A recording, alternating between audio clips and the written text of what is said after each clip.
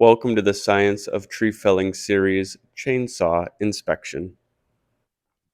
Before we use our saw, it makes sense that we want to make sure that it's safe and functional. So before we head out into the woods and in our shop, we would like to do a full inspection. Now, an inspection process doesn't stop in the shop. Once you're out in the woods and you're using the saw, any of these variables can change. So this is an ongoing process of inspection, but before we even get started, we need to know, is this thing safe to use? So to test and make sure that it's safe, we'll take our scabbard off. You should always have a scabbard on your saw. These are razor blades attached to the chain, and our soft fleshy bits do not interact well with the razor blades on the chain. And also, this is what does the cutting. So we want to make sure that these are razor sharp at all times, not banging around or cutting objects that we don't want them to cut. So always make sure that you have a scabbard on your saw when it's not used to protect you, protect other things, and actually protect the saw so that you don't damage the chain when it's in transit. Now we want to look at all kinds of different features on the saw. First thing I'm going to do is just a brief overall visual inspection of the saw. Is there anything that's loose, clunking around, banging around? Are all the screws and bolts in place? Are my fuel and oil caps tight and not damaged or leaking? Is anything on any part of this saw missing or loose? Do we have both of our bar nuts? I was working on a saw the other day, was missing one of its bar nuts. Unsafe to use in that condition. Are all the bolts in place? One thing that I always like to check too is just a quick tap of the muffler area. The muffler bolts on a lot of different saw models are notorious for slowly backing out, and you'll hear a rattling, or maybe even it's gone so far as the mufflers come off. And that's a function of the different types of metals of the saw, so it's very common and something we want to inspect before we go any further. The muffler bolts are still tight on this saw. I don't see anything loose or of concern, so that is checked and we can proceed on. Now I want to make sure, does my chain brake work? We'll talk a little bit more about the chain brake in the future, but right now, does the chain brake actually function? So when the chain brake is off, I should be able to rotate this chain forward, and when the chain brake is engaged, it should lock the chain. And I'm trying to keep my fingers away from the chain as much as possible and kind of pushing on it with a tool. Yes, it locks the chain, and you can test this too when the saw is running, but before we start the saw, the chain brake does indeed work. Now we're going to take a look here and make sure that we have a chain catch. A chain catch on the bottom side of this saw is extremely important because should this chain ever come off the bar, we don't want to have this chain interacting with our hands or any of our other fleshy bits. And this chain catch is designed to reduce the travel distance of this chain should it derail and come off this bar.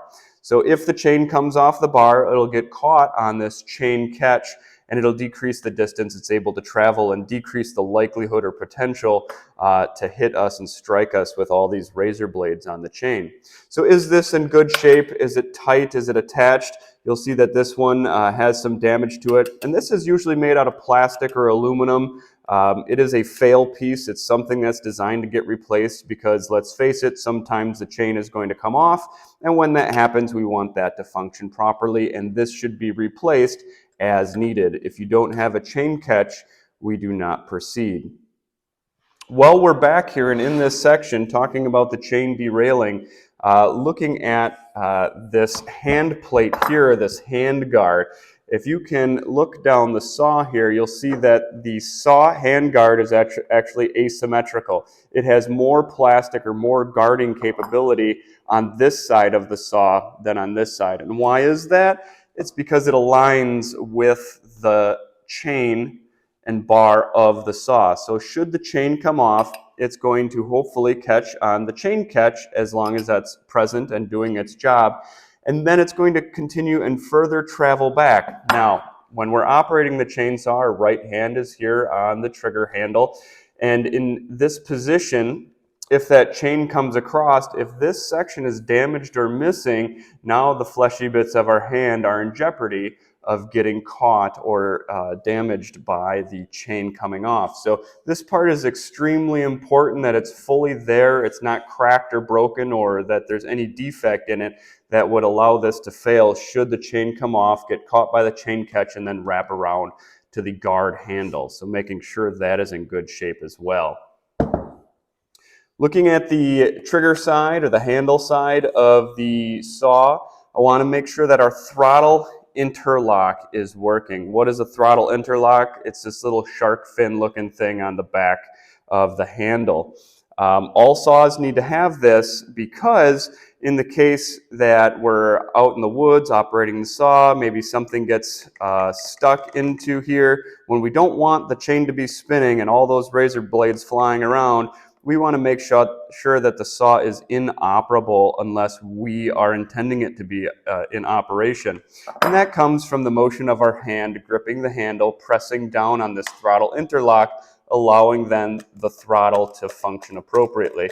If our hand is not on the handle, we do not want a stick or something accidentally to grab a hold of that throttle and engage it, causing the chain to potentially run.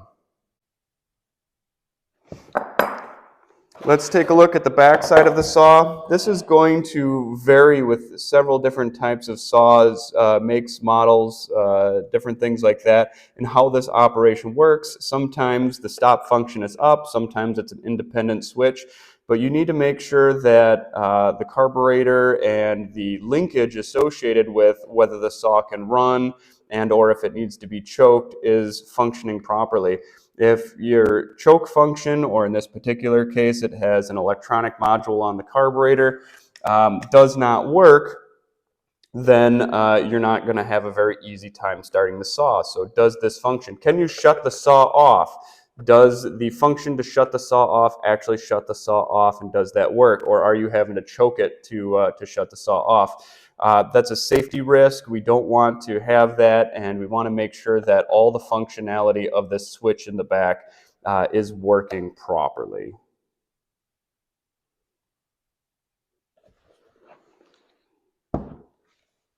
I like to inspect the decompression valve as well. The decompression valve is a hole generally located in the top portion of the case here. And this button simply opens up a hole and causes a decompression or a lack of compression inside the cylinder. This you'll find on most larger saws, and it just makes the ability of pull starting it just a little bit easier for you. So you're not fighting the compression of the cylinder until after the saw pops over, in which case it's easier to get started and running.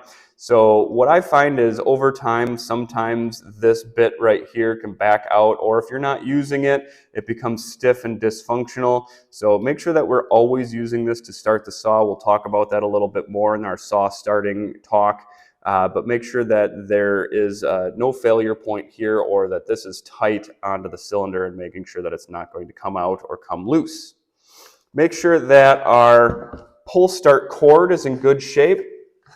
We can just pull this out a little bit and actually inspect it. You know what makes for a rough day is once you're out into the woods and you're looking to start your saw, and the first pull, your pull starter cord breaks. If you're in your shop and you have the time to inspect this, add this to your saw inspection before you ever get started. If you start to see fraying or wear on this rope, replace it before you get outside, and it'll make your day much brighter. The other thing I want to look at here is how I start the saw, and we'll talk about this more in the saw starting series. But the wear on this rope can certainly be a function of systematically how we start the saw. Are we pulling it in line with the starter cord, or are we pulling it off to one side or the other? We'll see in some saws, you'll notice there's actually a wear mark that starts to occur in the little housing as the starter cord enters the saw, because you systematically pull against it. That's going to increase the damage to the starter cord, and that's going to decrease the lifespan of that as that becomes sharp and disformed. So we'll take a look at that as well.